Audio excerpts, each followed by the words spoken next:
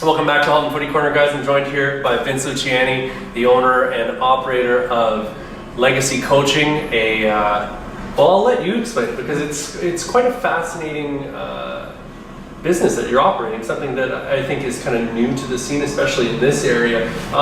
Explain what you do. For sure. So I've broken it down. So the Legacy Coaching is mental training for life and sport. And what it is I call myself like a legacy coach. And it's the practice of self-definition. And so what I've learned through my experiences, we can jump right into my story if you want, but what I've learned from my experiences is, with athletes, we get so caught up with, our identity and label of what we are, and we, it's not until we lose that label that we start to look at who we are. So I help people define who they are beyond what they do. Now, okay, so you mentioned there a little bit of your backstory, which I think is kind of integral to all of this, because you grew up in the area here, went on to play football or hand egg or whatever we're going to call it. That's what my British friend. And then went on to coach yourself. And so you, on a first-hand basis, would have seen a lot of people whose dreams basically would have come to an end, essentially. And I know that for me, even though I never went on to play at a post-secondary level, I just kind of decided to end my career when I was in high school. It was very hard for me, even at that time, to move on in life, to do anything that was kind of out of that realm of waking up at the same time every day, doing the same thing every day, and essentially, like you said, defining yourself as an athlete when there ends up having to be more to it than that, right? 100%. No, I was just gonna say, it's like, that's the thing is like, and I go really deep with this. I believe that when you finish playing sports, right? Everybody's like, well, I don't know who I am. I don't believe that you lose who you are. I believe you lose the access to love. And what I mean by that is people always get like, oh, what do you mean by love? The whole thing is like, if you break it down from when you put on the jersey, okay, all the way up until you take it off, what do you get from other people? You get attention, you get recognition, you get acknowledgement, you get all of those things, right? Then when that's taken away, you just don't know how to access those same things. So what I do is I help people understand that the one thing that you're seeking from everyone else is actually within complete control from within. So it's like that whole thing of like the structure and whatever, like I always tell people like, you're still the same person, it's just gonna look different. You know what I mean? Like everybody gets caught up in the identity crisis of like, it's gotta be this. It doesn't. Like it's gonna look different. It's just a different branch of the same tree. Yeah, so my whole thing, like I played sports my whole life, football, basketball, all that, and then played football at Laurier for 5 years. And then I got hired in the CFL with the Hamilton Tiger Cats for a year to be an offensive assistant. Through that experience, I was like, oh, this is awesome. Like, like the true like grind, like it's like 8 months, like 7 days a week. Like it's just like you're in it. And so, you get a different appreciation for the game. And then after that, I had the goal of being a Division I college football coach in the NCAA. And had the goal, told everybody, and ended up at Ohio University as a student assistant. So I got my master's in coaching education while coaching with the team for 2 years.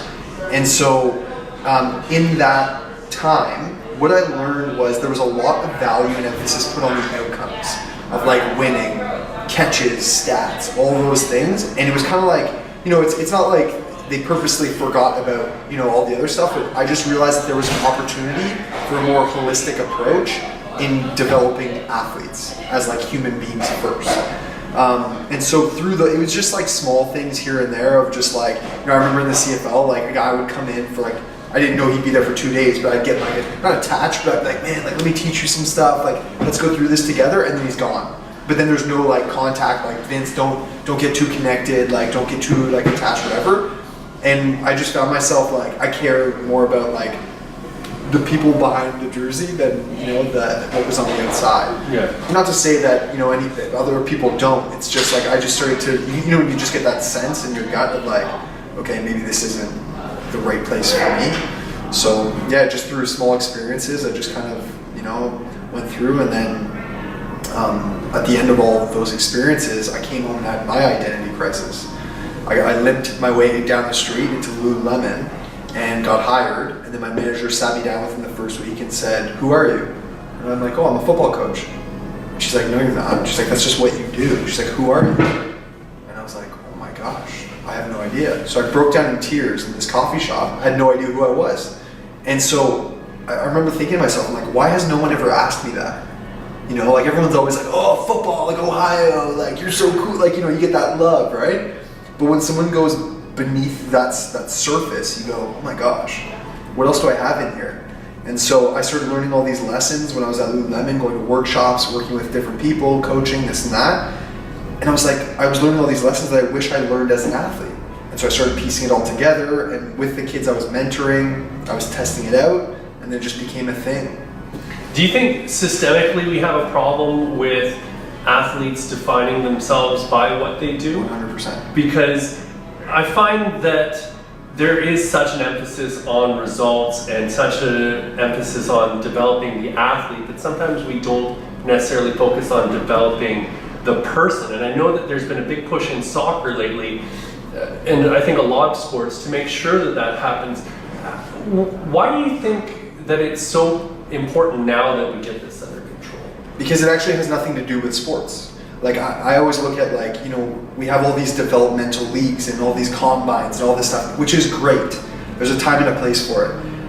My thing is, like, I'm not worried about the one kid that comes out of that and moves on and goes pro and whatever, like he creates something for himself out of that. I'm worried about all the other kids who don't create something out of that, who wanted that more than anything, and then they kind of fall to the side of just like, well, I guess I'm a failure then. Because there's so much emphasis on that, on the outcomes.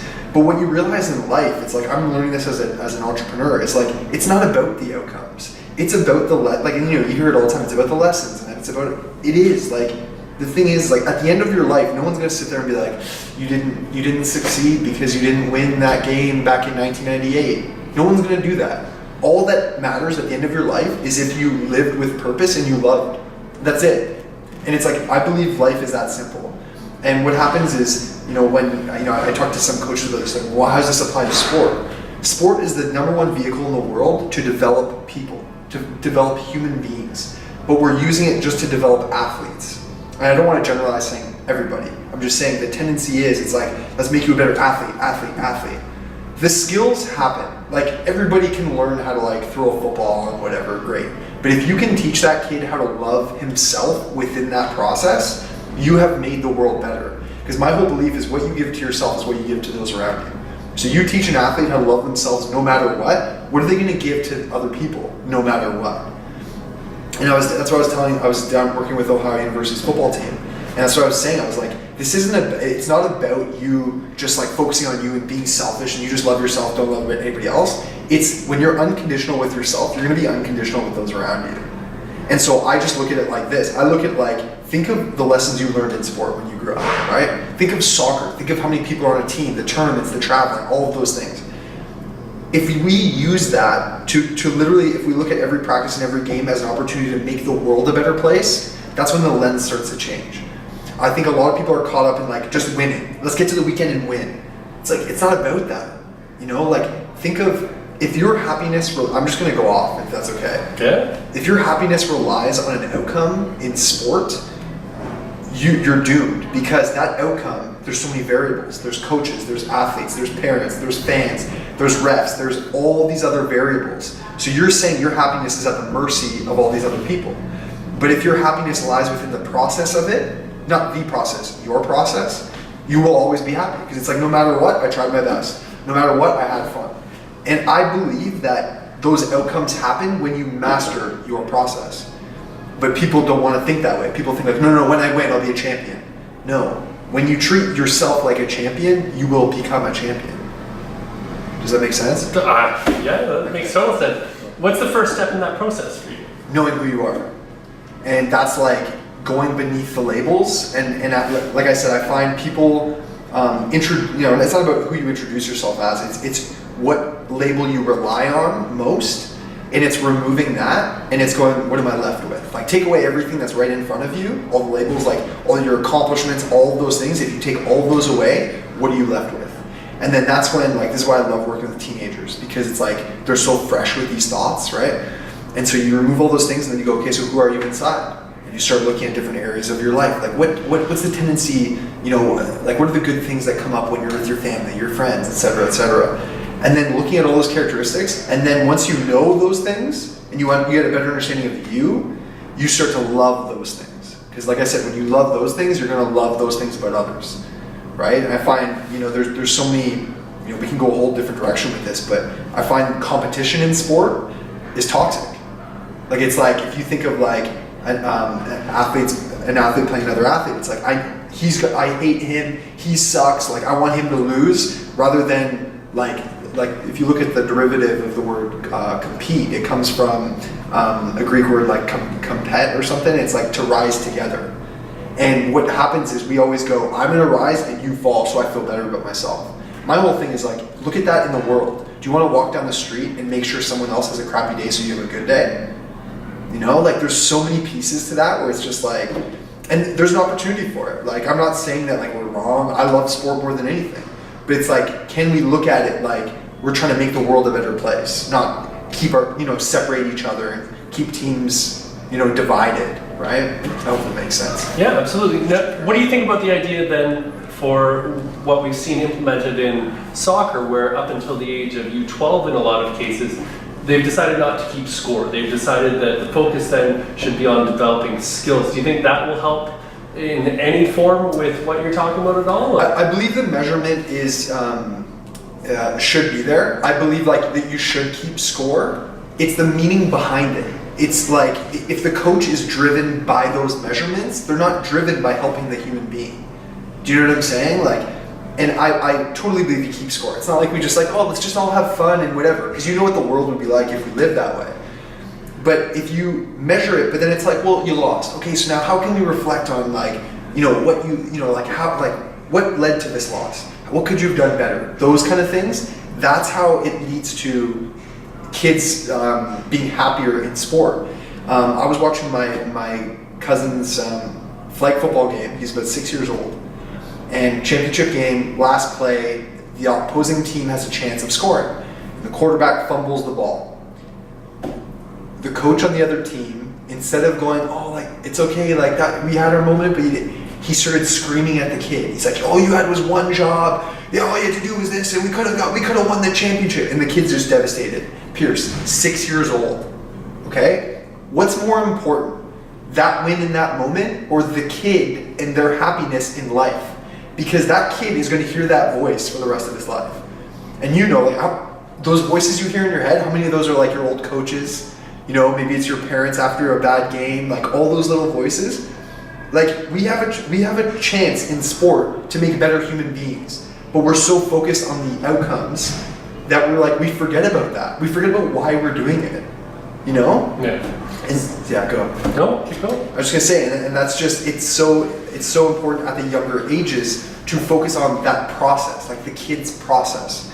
A lot of people say focus on the process, but that means there's only one. I believe it's like focus on your process. Like, everyone's got their own. Like, what makes you successful is different than what makes me successful. So, yeah. All right, now when we talk about the process and we talk about the journey, where has this journey taken you? Because it seems like you've been all over, and we've talked a bit about flag football and stuff, but you've been coaching different teams from different sports across the board. Tell us a little bit about that. Yeah, so I've been working with, through the legacy coaching, work with schools now across North America, colleges, high schools, individual pro athletes, a lot of kids. It's just a mix. It's been great. And I used to be really caught up in like, oh, I need to work with NFL athletes because that's where the change is. But it's like, the truth is, the change is within our youth. Like, I want to work with high schools more than anything, because it's like, that's when like their minds are open. It's just like, hey, let's talk about what's going on in there. But it's great because I get a pulse of each level of where the athlete is at and where the person is at. So it's like, teenage years, it's like they're really caught up in like, okay, I got to get a scholarship to this school, I got to do this and this, and then like as you go on through the transition, you see where the opportunities are for the athletes who are leaving sport. Mm-hmm. It's like, geez, I don't know where to go. Like, what's next? What are the next steps? So everyone kind of goes through, it's the same waves, but I find helping people getting closer to the constant, like the baseline of love for themselves and creating that foundation of self-belief, like that's where the change happens. So.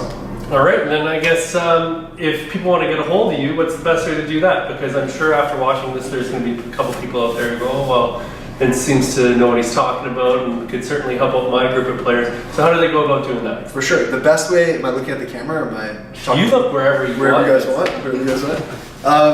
The Legacy Coaching on Instagram, so it's at The Legacy Coaching. Twitter is Legacy_coaching.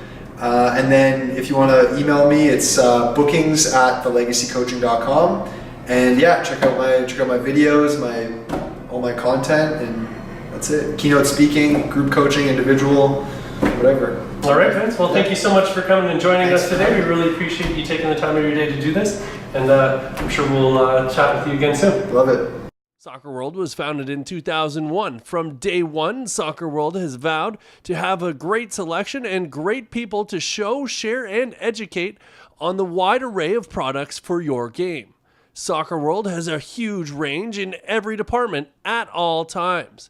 Cleat starter packages for only $39.99, up to all top levels of professional cleats for over $350. For recreational players to professionals, Soccer World has everyone covered. We're back at it again, friends, here at Soccer World with Sean, and today he's going to tell us a little bit about shin guards because, well, you know, there's a lot to know. I know personally, when you start off real young, a lot of us start off with something like this with the ankle guards. And why do you think maybe that's a good idea for a younger player, is to have that protection there? Well, first off, it's entirely preference whether you want to go with something with ankle protection or not. It's no rule to have ankle protection. The only real rule in soccer is to have like a shin guard.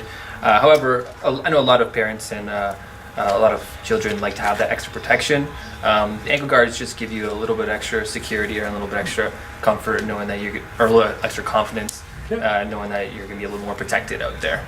They do come in like a wide range of designs too. Something as simple as like these ones here, like kind of like your starter ones, up to top quality ones like Strelly, which we'll get into, I guess. Yeah, I sit there and I go, I should probably be using those again. I've gone and got the smallest ones available, like everyone does once they get to their mid-20s because they think they're infallible. But you were talking about the higher end ones and the Strellies, and these are them. Tell us a little bit about that, because it's really interesting, the different added layer of protection that these ones seem to offer. Certainly, like so the Strellies here, it's pretty much your full protection shin guard. It does come as a actual just sleeve.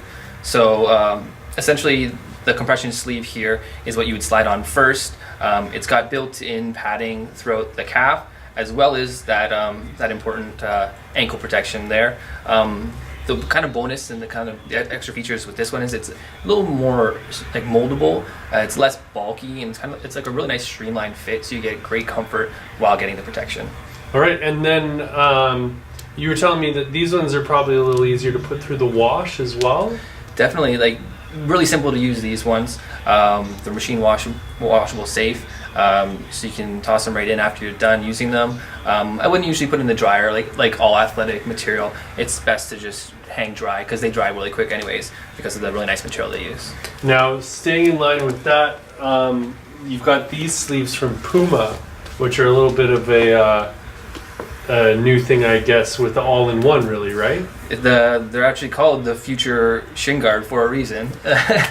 These ones here are the fully integrated shin guard. It's entirely one piece, with the addition of the actual compression sleeve you get. So it offers a really nice fit, as well as moisture wicking capabilities to keep you nice and cool.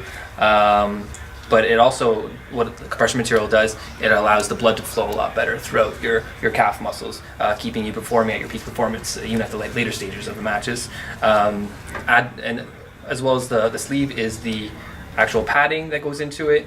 It's seamlessly attached to the actual compression sleeve, and it's extremely moldable, extremely comfortable, and just shapes like nothing else to your skin. And again, these ones are machine washable as well. And another one that is machine washable. Yeah, exactly. and I know for me, and this is going to be kind of a trend here, is the idea that I hate when my bag starts to smell like my boots, and I have that boot compartment, and then I also have the shin guards, and sometimes your shinnies just smell so bad. So it's nice to be able to have a material that you can put through the wash. Without doubt. But then you've also got these Nikes, which are kind of the next step, the Mercurial Flylights, right? So again, here with the Mercurial Flylight shin guard, one of the lightest shin guards out there. It's also got the airflow design on the backing of the shin guard. So when you're wearing these ones, essentially what's going to happen, it's going to keep you a little bit cooler. It's also going to keep basically the air kind of flowing through, which is going to be extremely ventilated. So it keeps you comfortable and keeps you cool out there. All right, perfect. And then these come with the sleeve as well, so you don't have to worry about them sliding all over the place. It's got the compression sleeve again. Again, it's machine washable.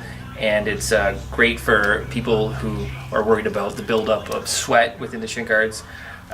So yeah, keeps you smelling a little bit better and feeling a little bit better. All right, perfect, and protected a little bit better too, Exactly. right? So yeah, Sean, thanks so much for showing us what's new and exciting in the world of shin guards, and hopefully the consumer out there can make some decisions for themselves on what's right for them.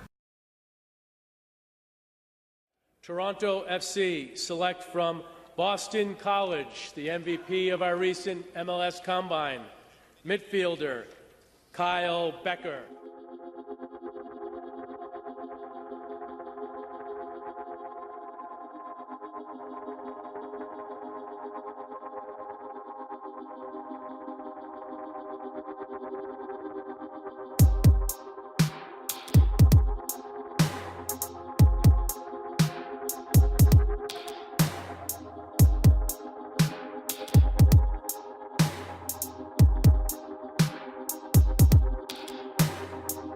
When you're growing up in North America, there's obviously not all the opportunities in the world. It's getting better year in and year out, but going to see them do it, obviously, just you get a taste of what it's all about. And you just want to, once you have that, you just want to keep going.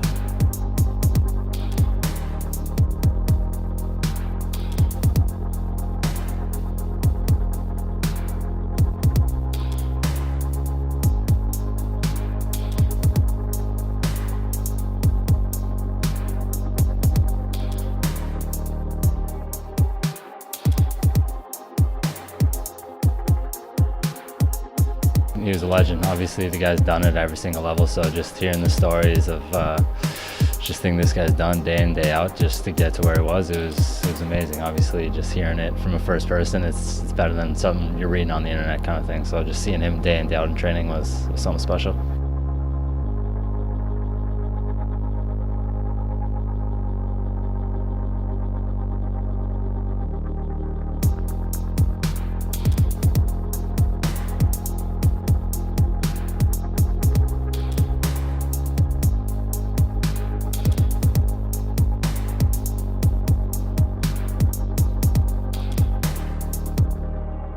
He came in after the next training session and was like, sorry boys, that's all she wrote.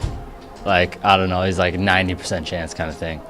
And we were all like, all right, sweet, like we got half season left to play, but see what it is what it is. And then you guys went on to play in the championship game. Yeah, I think it kind of helped us. The boys were buzzing every single game. We were kind of sticking it to them a little bit, but yeah, so I think it kind of helped us in the end.